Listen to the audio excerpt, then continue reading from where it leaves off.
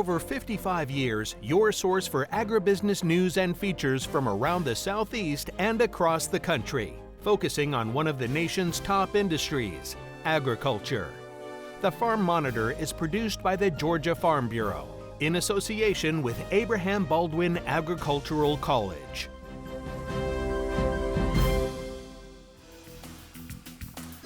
Hi there, welcome to the show.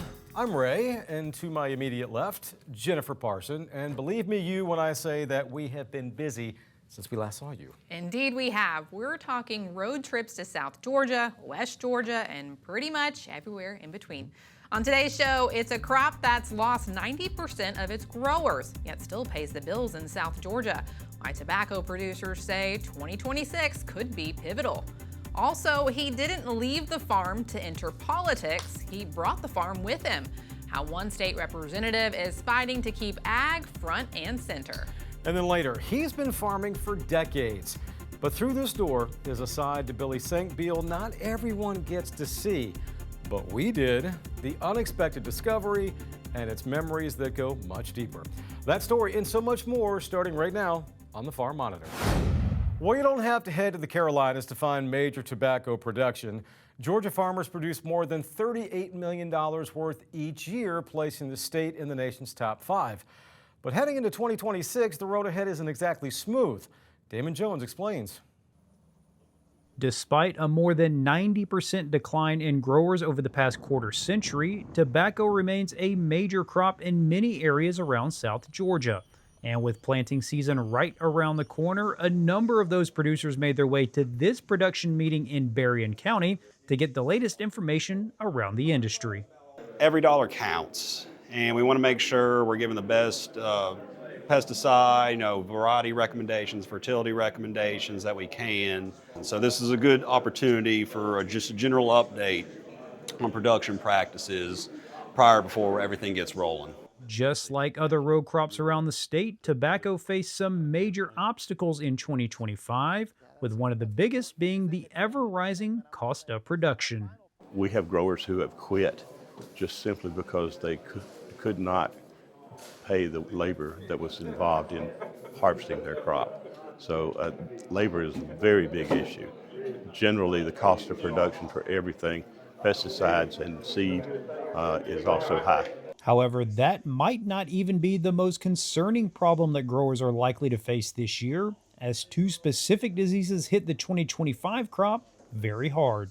We suffered high levels of tomato spotted wilt virus. About 35% of the plants had symptoms of tomato spotted wilt virus, and even if it only converted then to half that, as far as yield loss, 17.5% yield loss is significant. Black shank is another disease. It has a long soil persistence, and there's some fields that have been in historical tobacco production where if you don't use chemicals, it can be devastating as well. But the chemicals are expensive. Speaking of chemicals, tobacco growers might have even more options to protect their crop in the coming year, as one fungicide in particular is being evaluated for possible use. We have an application in with EPA for a Section 18 label for Excalia. It's a fungicide that's used in peanuts in Georgia and other states. We're tagging on to the application from NC State, and so we're looking forward to EPA positively evaluating this label, and hopefully we'll get that label in time to assist us in having one more chemical for target spot control. That could be important not just for the tobacco farms across South Georgia, but also the communities they help support. Tobacco pays the bills of the tobacco growers. They pay bills in town when they buy fuel, when they buy clothing for the kids for school, when they buy groceries all year round. So in those communities, it's very, very important and significant. Reporting from Nashville, I'm Damon Jones for the Farm Monitor. This week, we're continuing our Farmer Lawmaker series with State Representative Judd Howard, a member who brings firsthand farming experience to the Capitol and says that perspective matters now more than ever.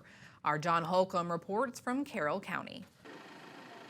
Long before stepping under the Gold Dome, Representative Jut Howard, one of the state's few legislators who are full-time farmers, was working here in the fields of his family's turfgrass operation, NG Turf, a business that's been in operation for decades now.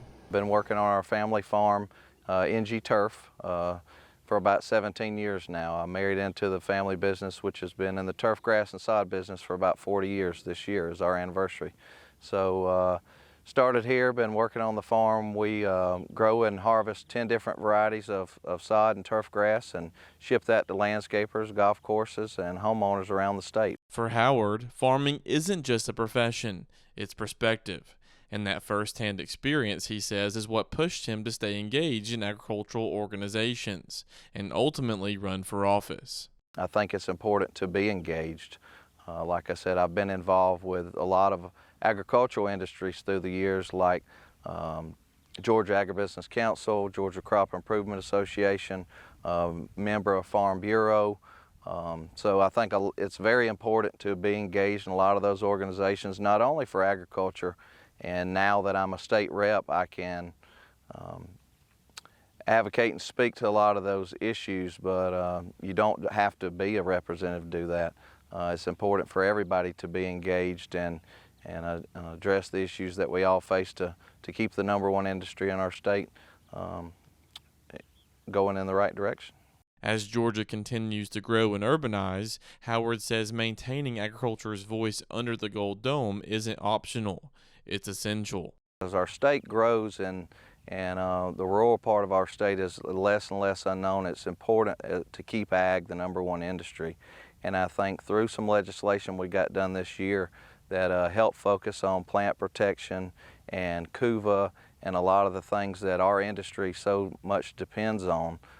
It was great to be a part of that, but more importantly was able to have that dialogue and educate your fellow reps. They hear a lot from the great lobbyists that we have at the Capitol every day, but as a member, it's important when I hear about issues that I don't understand from a fellow member.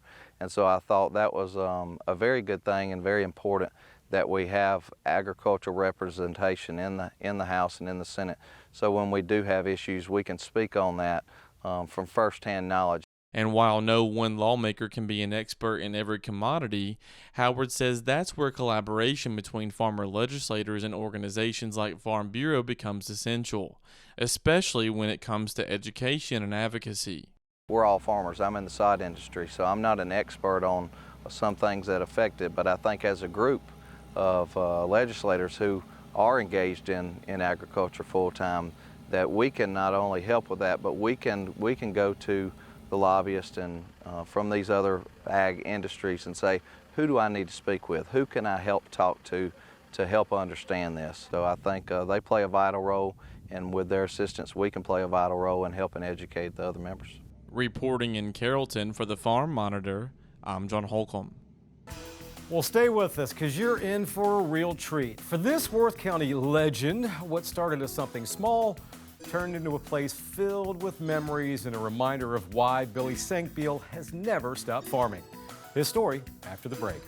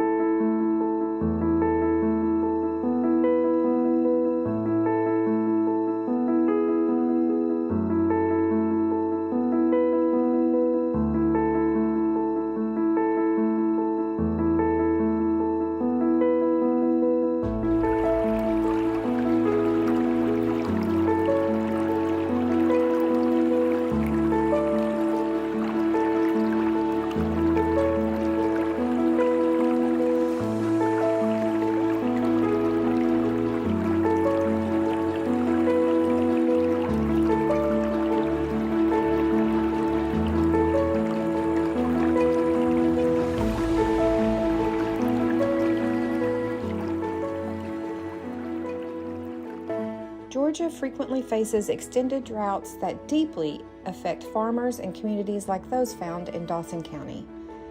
When these dry spells persist, the water becomes scarce, impacting everything from the drinking water of families in the area to the crops and livestock who depend on regional streams and rainfall to grow and thrive. That's why the Russell Creek Reservoir is such an important project. It offers a long-term solution by securing a dependable water source for Dawson County's rural and agricultural water users well into the future. The reservoir will operate using a pump storage system, drawing water from the Etowah River during periods of high flow and storing it for later use. When the river runs low, the stored water will be released to maintain that steady supply to the county's water treatment plant. Once completed, the reservoir will hold up to 1.37 billion gallons of water. That's enough to support the water system for up to 240 days. The project also includes improvements to the existing flood control dam. By raising the dam, the reservoir's storage capacity will increase, providing stronger protection for the community now and for generations ahead. You know, there's a belief in farming that if something gets in your blood early, it pretty much stays there. For Billy Senkbeil, an 82-year-old Worth County farmer, well known and respected throughout the surrounding counties, that belief shows up in an unexpected place and in a way that says just as much about who he is today as who he was all those years ago. What you're about to see is Billy's world, a world built on farming, filled with memory, and still fueled by the kid he's always been.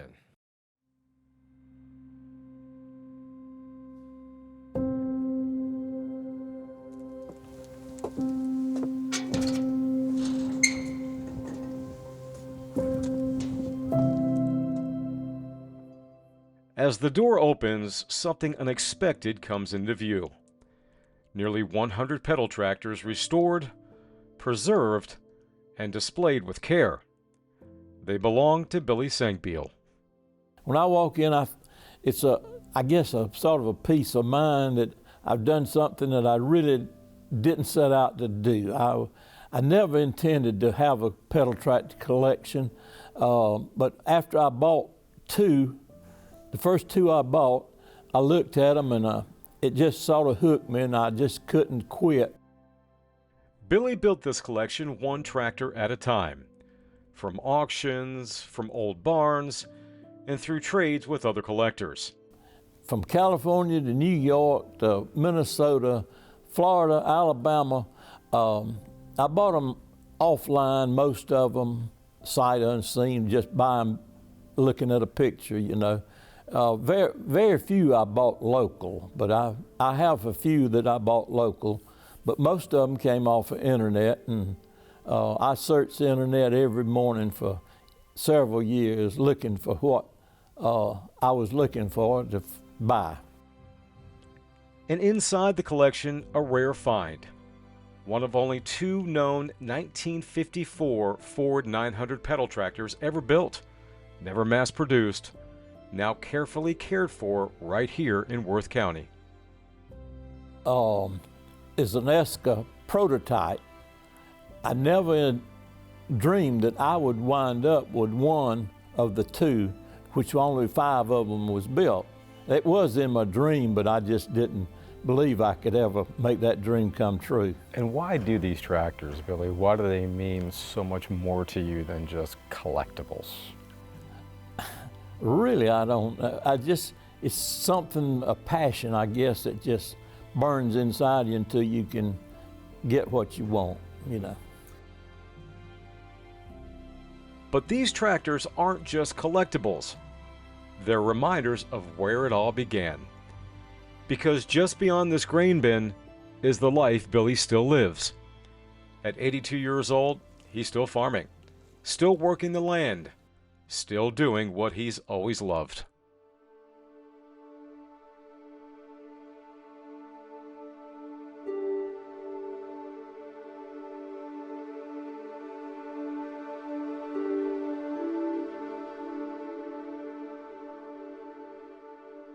What is it, Billy, about farming? What does farming give you that nothing else can give you? Well, I guess my girls always told me that I never had a job because I loved what I was doing so much that you couldn't say that farming was a job for me. It was more of a pleasure. It's a life that's worth living, really. You know, you got a lot of freedom, but you got to sort of know when to hold them and know when to fold them on farming, and it's can be a great life if you'll take care of it. Spending time out here, I can tell you firsthand, there is a lot of history tied up in this place and a lot of joy too. And for Billy, both are still very much alive. He tells me it's the kind of feeling you really don't have to explain. You just feel it. As long as you're successful in producing food and fiber for the world, you know, it's just a feeling that's hard to describe. What really thrills me is I'm a no-till, strip-till farmer. I'm a cover crop guy that I'm trying to make the land better than what it was when I started years ago. There's not going to be any more land, and we've got to take care of what we got. And it's a challenge, again, to make your land better and produce more than what it did years ago.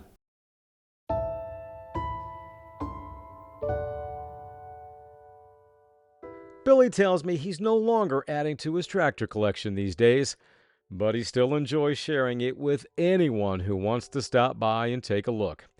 And judging by the way he talks about farming and those tractors, it's very clear that it's still in his blood. Well, I try not to let pedal tractors and my collection interfere with my farming. January and February was my pedal tractor months that I'd work on pedal tractors. The end of February, I knew I had to put on my farmer cap and go to farming.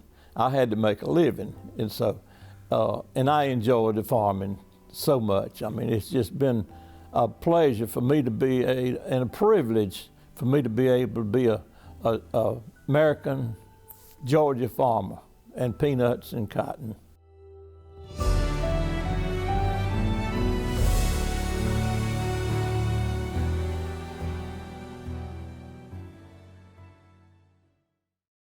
He's one of a kind, isn't he? It's also worth noting that Billy's collection has become something of a local landmark, and for folks in Worth County, it's just one more reminder of how deep farming runs there.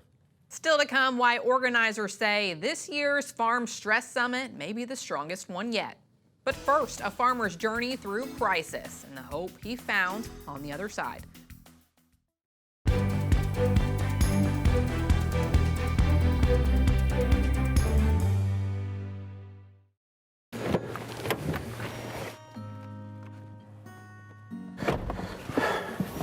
So I was sitting in my pickup after all of this happened one afternoon, and I couldn't handle it anymore, and I didn't really know what to do.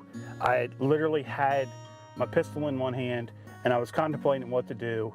I happened to notice the Farm Bureau State of Mind piece of paper, and it says the 988 Suicide Prevention Hotline, and I thought, well, what do I have to lose? So I put down my gun, and I picked up my cell phone, and it was the best call that I made in my life. We had 200 ewes, and I got a phone call that my man that helps me said, hey, our barn's on fire, and we lost all of our sheep. And I just lost it. Like, I literally threw up and like had a mental breakdown, and that really set me into a fit. But I think that week was probably the hardest week of my life, because it's what you worked for your whole life and all that stuff.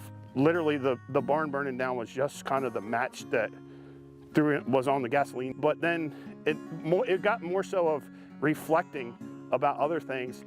And the more that I'm removed from the whole situation, I realized it really wasn't even about the sheep or the barn. It was about other stuff that had happened. And there's resources that Farm Bureau has pushed out to people. And being an advocate for that, I try to tell people to log on to that and to log on to Farm State of Mind. You don't have that person to vent to. That Together All platform gives you that opportunity to do that anonymously. and have no regrets about it. If you feel like you need to talk to somebody, talk to somebody. Don't make a permanent situation out of something temporary. There's bad stuff that happens to everybody. Don't think it's just you. We all need a little bit of help. Stories like that, a tough reminder that farm stress is real, and far too often it goes unaddressed. That's why events like the annual Farm Stress Summit, set for March 11th and 12th at Fort Valley State University, matter now more than ever.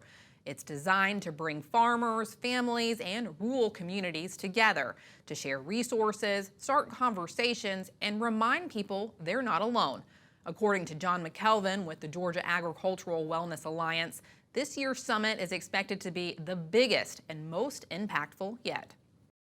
So not only do we have a full day of programming on March 12th, on March 11th, we're going to have a pre-conference informal research discussion where researchers who are interested in supporting the mental health and well-being and safety and health of rural Georgians and our farm families can come in and share with each other what their research interests are, their recent research or ongoing research, and talk and share a little bit about that. So we hope that that'll create more collaboration around this research question. And so this is the first year that we've done that sort of thing as a pre-conference research discussion. And then we're also going to have a local farm tour at Pearson Farm there in Fort Valley. We have folks that are producers from within the community, farm family members, and then we have all of these advocates and agencies and organizations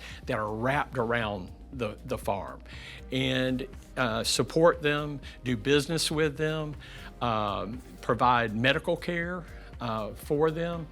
And when you get all of these folks together, it's a very powerful message that, hey, there's a lot we have done, there's a lot more to do to create that safe and thriving ag community. Folks come up to me and they will say, I'm so glad that somebody is talking about this. And they don't mean me personally, they mean anybody that's really trying to support that community.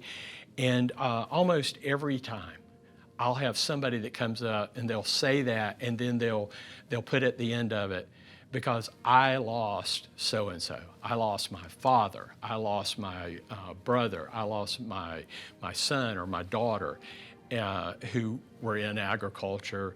And I wish I had known more. I wish I had known what to do. And when I go out and talk to different producer groups, I'm hearing that same thing. You know, it's about time we talked about this. Mercer University School of Medicine, I mean, their core mission is rural Georgia healthcare, writ large, right? So not only creating more doctors, more providers, more therapists, you know, to address these issues, but really through its work and the work of the Georgia Rural Health Innovation Center that's based there, and where I'm based, and the Ag Wellness Alliance is a program of that. They really are trying to address holistically that health and well-being of rural Georgians everywhere. That's core to their mission, and they're just, you know, really pleased to have the opportunity to work with these other organizations too that have those overlapping missions and want to help from their perspective of expertise.